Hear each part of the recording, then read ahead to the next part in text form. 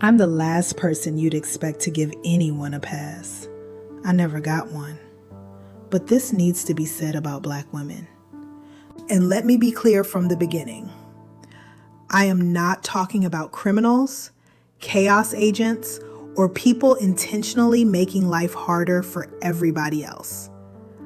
I am talking about the majority of Black women who are not those things, who are simply trying to live, work, raise their children, run their errands, survive their stress, and make it through the day without every choice becoming a public trial. I was on Lipstick Alley and came across a post about the whole Cheyenne Bryant situation. The post was basically saying that people did not seem to care about Cheyenne's credentials when she was criticizing men like Nick Cannon and Cam Newton. But the moment she started criticizing women and saying Black women needed to do better in relationships, suddenly her credentials became the main issue. The person also brought up Monique and Phylicia Rashad and how both women caught backlash after making comments about how Black women present themselves in public. The larger question was this: why does it seem like nobody is allowed to correct Black women? And why does any criticism of us get labeled as hatred, pick-me behavior, male identification, or anti-Blackness? And listen, I understand the question, but I think I also know why this keeps happening. Black women are tired of being critiqued and not loved because a lot of what gets called correction does not feel like love, concern, or wisdom being passed down from people who genuinely care about us. It feels like scrutiny. It feels like people are constantly watching, analyzing, correcting, and finding fault with Black women in the most ordinary moments of life. Love does not care what somebody wears to the grocery store. And before anybody starts, yes, I'm appearing in pajamas and a bonnet in solidarity because I am not my clothes. A Black woman in a bonnet is still a whole human being. A Black woman in pajamas is still worthy of respect, and a woman who runs to the store without being camera ready has not suddenly forfeited her dignity. And honestly, this applies across the board. I may not like seeing Black men sagging their pants either.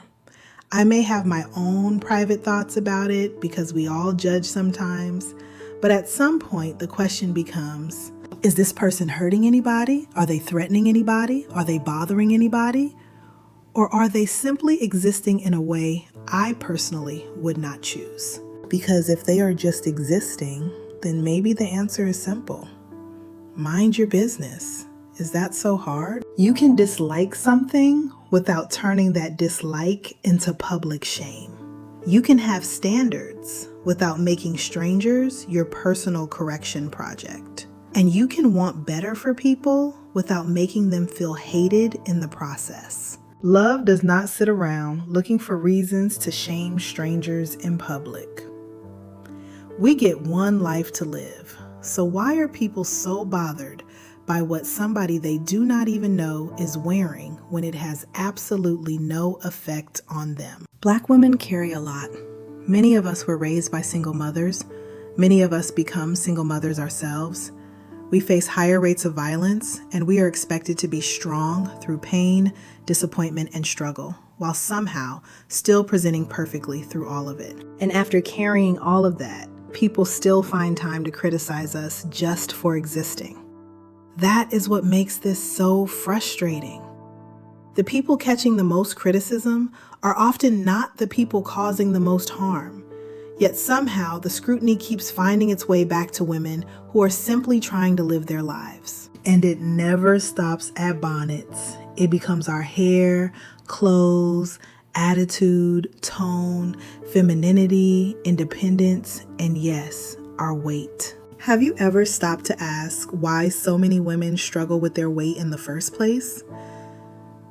Everybody wants to critique the symptom while ignoring the burden. A lot of women are carrying stress, disappointment, loneliness, heartbreak, financial pressure, family responsibilities, and emotional wounds that never properly healed. Food becomes comfort, a moment of peace, and the one thing asking nothing from you when everybody else seems to need everything. Then people turn around and shame the woman for the very coping mechanism she developed while trying to survive. Honestly, I sometimes wonder how different things would have looked for my generation and their children if therapy had been normalized the way it is today. Maybe fewer women would have carried so much pain by themselves. Maybe fewer women would have needed to self-soothe with food. And maybe fewer women would have spent decades surviving wounds they never had the tools to heal. I am not saying people should not take responsibility for themselves. I am saying compassion should come before criticism. Understanding should come before judgment. And love should come before correction. Black women want to be defended, loved, and treated like whole human beings. And that should not be controversial. And yes, some of these wealthy entertainers and commentators, even the ones I personally like, can be completely out of touch with reality. Because if a woman has been carrying the weight of the world and the only energy she has left is enough to put on a bonnet, stay in her pajamas, and still make it to the store, my response is simple. Good for her. Give Black women a break. Many of us were raised to be independent women long before we were ready for that responsibility. So we do not need more people riding our backs. We need grace, understanding, and love. And let me be clear, none of that means Black women are above correction, above accountability, or above growth. It means we are human beings before we are anybody's lesson, warning, talking point, or public correction project. So before you rush to critique the bonnet, the pajamas, the weight, the tone, the attitude, or the way a Black woman is simply trying to survive her day, ask yourself if what you are offering is love or if it is just another burden you expect her to carry. Because Black women have carried enough. That is not an excuse, that is reality. To quote the esteemed poet Birdman, put some respect on Black women's names. ASAP. If you felt this, like and subscribe to join the conversation. Until then, travel well.